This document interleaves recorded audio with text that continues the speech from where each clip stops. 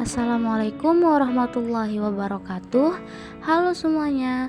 Pada kesempatan kali ini, saya akan menjelaskan beberapa hal tentang standar kompetensi, kompetensi dasar, dan indikator.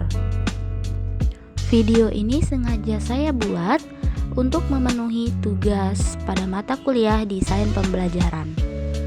Sebelumnya, perkenalkan, saya Saidatul Khairiyah dari Prodi Pendidikan Tata Busana Stambu 2021, Fakultas Teknik Universitas Negeri Medan. Baiklah, langsung saja kita masuk kepada topik bahasan. Topik pertama yaitu standar kompetensi, topik kedua kompetensi dasar, topik ketiga indikator, dan topik keempat prosedur penyusunan kompetensi dasar dan indikator. Standar kompetensi. Standar kompetensi mata pelajaran adalah deskripsi pengetahuan, keterampilan, dan sikap yang harus dikuasai setelah siswa mempelajari mata pelajaran tertentu pada jenjang pendidikan tertentu pula. Menurut Abdul Majid, standar kompetensi merupakan kerangka yang menjelaskan dasar pengembangan program pembelajaran yang terstruktur. Selanjutnya, pada setiap mata pelajaran, standar kompetensi sudah ditentukan oleh para pengembang kurikulum yang dapat kita lihat dari standar isi. Jika sekolah memandang perlu mengembangkan mata pelajaran tertentu, misalnya pengembangan kurikulum muatan lokal, maka perlu dirumuskan standar kompetensinya sesuai dengan nama mata pelajaran dalam muatan lokal tersebut. Kompetensi dasar. Kompetensi dasar adalah pengetahuan, keterampilan, dan sikap minimal yang harus dicapai oleh siswa untuk menunjukkan bahwa siswa telah menguasai standar kompetensi yang telah ditetapkan. Oleh karena itulah, maka kompetensi dasar merupakan penjabaran dari standar kompetensi. Kemudian dalam penyusunan silabus, kompetensi dasar merupakan hal yang sangat penting dan tidak boleh terlewatkan. Kompetensi dasar ini berlaku secara nasional, ditetapkan oleh BSNP, Badan Standar Nasional Pendidikan. Indikator.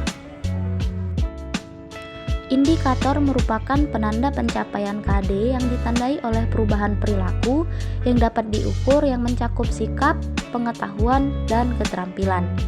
Indikator dikembangkan sesuai dengan karakteristik peserta didik, mata pelajaran, satuan pendidikan, potensi daerah, dan dirumuskan dalam kata kerja operasional yang terukur dan atau dapat diobservasi. Prosedur penyusunan kompetensi dasar dan indikator. Langkah-langkah penyusunan kompetensi dasar. Yang pertama, menjabarkan kompetensi yang dimaksud dengan bertanya, kemampuan apa saja yang harus dimiliki siswa agar standar kompetensi dapat dicapai? Jawaban dari pertanyaan tersebut kemudian didaftarkan, baik yang menyangkut pengetahuan, sikap, dan keterampilan. Yang kedua, tulislah rumusan kompetensi dasarnya. Langkah-langkah penyusunan indikator. Yang pertama, mengkaji KD tersebut untuk mengidentifikasi indikatornya dan rumuskan indikatornya yang dianggap relevan tanpa memikirkan urutannya lebih dahulu. Juga tentukan indikator-indikator yang relevan dan tuliskan sesuai urutannya. Yang kedua, kajilah apakah semua indikator tersebut telah mempresentasikan KD-nya. Apabila belum, lakukanlah analisis lanjut untuk menemukan indikator-indikator lain yang kemungkinan belum teridentifikasi.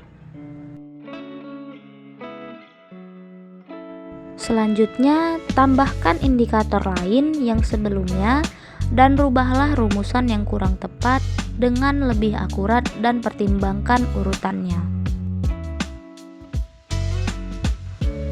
Nah, itulah tadi penjelasan dari saya mengenai standar kompetensi, kompetensi dasar, dan indikator. Saya mohon maaf bila ada kesalahan dalam penyampaian materi. Terima kasih sudah mendengarkan. Saya akhiri. Wassalamualaikum warahmatullahi wabarakatuh.